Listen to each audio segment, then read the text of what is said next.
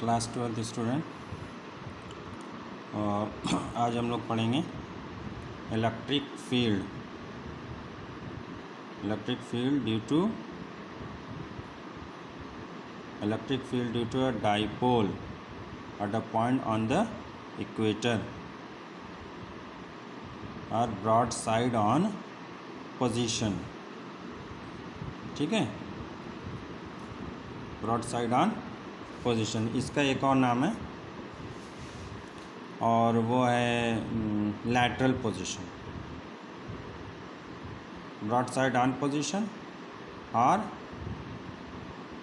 point on the equator, equatorial position, broadside on position, lateral position, तीन नाम है। तो सबसे पहले take a dipole -q +q centre O L L। This line is its equator, that is equatorial position। Take a point P at a distance r from center। तो हमको इस point P पे ही बतानी है इलेक्ट्रिक फील्ड दिस डाइपोल की। Now join the line, this point is A and this point is B। join the line AP and BP, इनको हमने मिला दिया। अब देखिए -q के कारण इलेक्ट्रिक फील्ड एट P, तो electric field at P due to -q charge E1 is equal to 1/4 pi epsilon naught Q upon A, distance between A and P। तो पाइथागोरस थ्योरम से डिस्टेंस हो जाएगी r² plus l²। तो √r² plus l² का square, that is Q/4 pi epsilon naught r² plus l²। Direction होगी -q की तरफ, बता चुके हैं ना आप लोगों को। ये E1 along PA। ठीक है, अब हम निकालते हैं इलेक्ट्रिक फील्ड ड्यू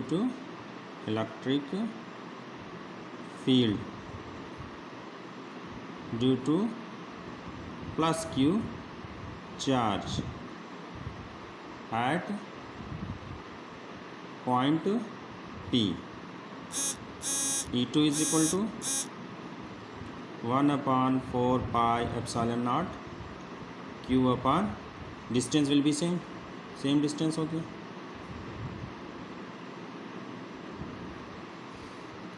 तो r² प्लस l²।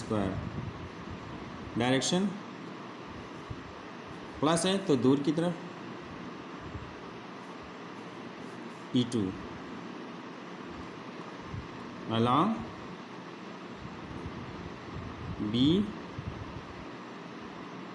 BP। ठीक है, अब देखिए ये ट्रायंगल कैसा है, APB जो है आपका आइसोसेलेस ट्रायंगल है कि नहीं। ये साइड इस साइड के बराबर और ये डिफरेंट, तो आइसोसेलेस ट्रायंगल हुआ। तो आइसोसेलेस ट्रायंगल में ये दोनों एंगल बराबर होते हैं।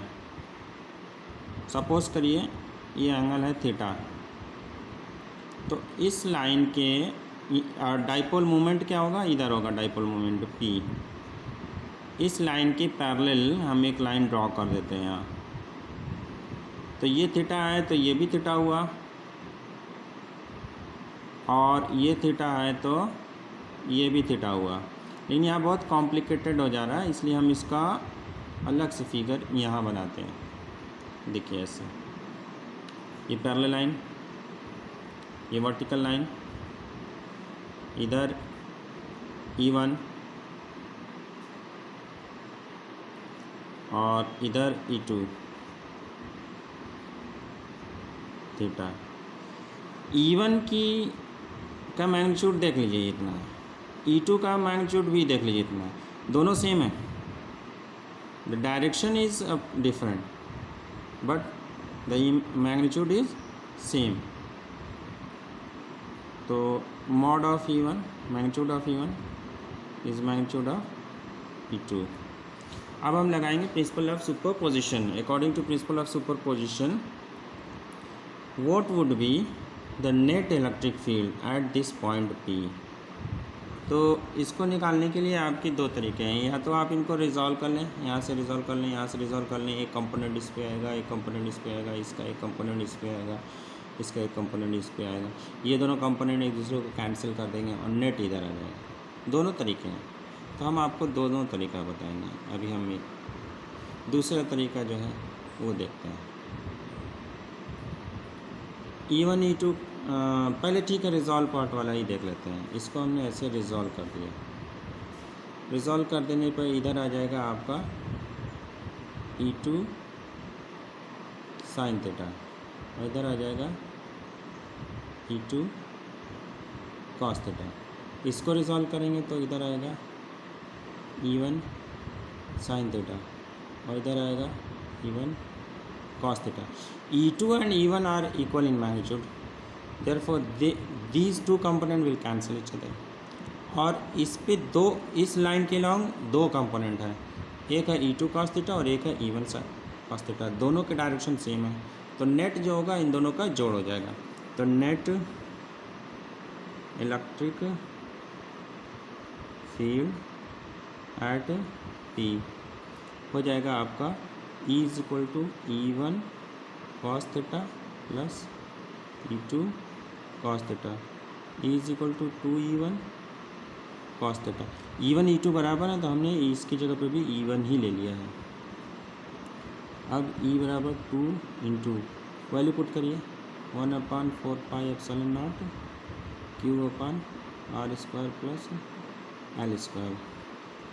cos थीटा की वैल्यू इस डायग्राम से देख लीजिए, small l upon this, small l upon √r² plus L²। तो 2QL मिलके हो गया P। और देखिए यहाँ पर वही है जो यहाँ पे, लेकिन यहाँ पे पावर 1 है और यहाँ पे पावर हाफ है, तो हो जाएगा r² plus L²। 1 plus half होता है 3/2। This is the electric field. अब वही कंडीशन लगा देते हैं, since L is too much less than R, therefore L² can be neglected as compare to, पहले वाली कंडीशन है, कंपेयर टू R²। तो हो जाएगा E is equal to 1/4πε0 P/, इसको छोड़ देंगे r² और पावर 3/2, तो r³। डायरेक्शन क्या होगी? डायरेक्शन होगी, देखिए डायरेक्शन इधर होगी E की, जो कि अपोजिट है P, तो antiparallel to dipole moment P। Okay, अब हम बता रहे थे दूसरे प्रोसेस। दूसरा भी आप इस तरह से यूज़ कर सकते हो। E इज इक्वल टू √ बगैर रिजॉल्व किए हुए, तो बगैर रिजॉल्व किए हुए E2 इधर था और E1 इधर थे, इनके बीच में 2 थीटा थे, तो E1² plus E2² plus 2E1 E2 cos 2 theta. तो E1 भी सेम है, E2 भी सेम है, सब सेम है, तो हो जाएगा हम 2 सब E1 मान ले रहे हैं, ये भी E1, ये भी E1, ये भी। तो E1 का स्क्वायर यहाँ भी, E1 का स्क्वायर यहाँ भी, E1 का स्क्वायर यहाँ भी, E1 का स्क्वायर बाहर हो गया, E1 बन गया √1 +1 + 2 cos 2 theta E1 √2 + 2 cos 2 theta 2 common out E1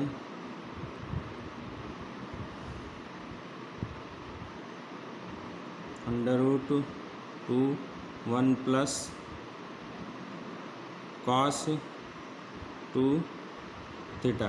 अब जब आप इसको सॉल्व करेंगे ट्रिग्नोमेट्री से, जब इसको आप सॉल्व करेंगे तो आपका यही रिज़ल्ट आएगा 2E1 cos थीटा।